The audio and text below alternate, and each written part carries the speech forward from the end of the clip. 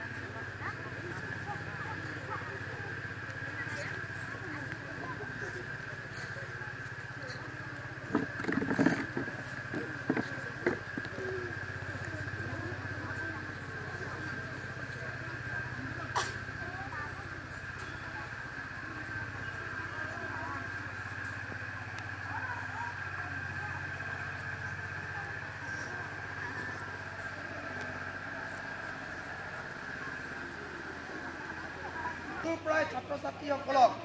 যোগাসন অভ্যাস কৰোঁ তেনেহ'লে এক নিৰ্দিষ্ট সময়ৰ পিছত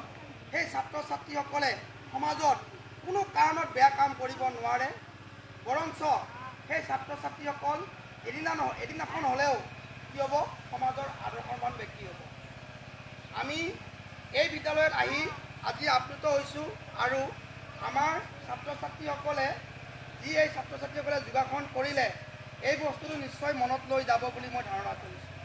ভাল লাগিছে নহয় আমি পুৰস্কাৰ পালোঁ নাপালোঁ এটা ডাঙৰ কথা নহয় পুৰস্কাৰটো এটা দেখুৱাবৰ কাৰণে আচলতে আমি আমাৰ নিজৰ ভিতৰত থকা যিবিলাক প্ৰতিভা ইয়াতে আমি প্ৰকাশ কৰিবলৈ সুবিধা পাইছেনে নাই আৰু এইখন বিদ্যালয়ৰ পৰা তোমালোকে ল'ব লগা কিছু কথা কিন্তু আছে যেনেকৈ আমাৰ ল'ৰাখিনিয়ে গান নাগায় এইখন স্কুলৰ ল'ৰাখিনি সুন্দৰ গান গাইছে সুন্দৰ যোগাসন কৰি দেখাইছে যাতে তোমালোকে এইখিনি লৈ গৈ আমাৰ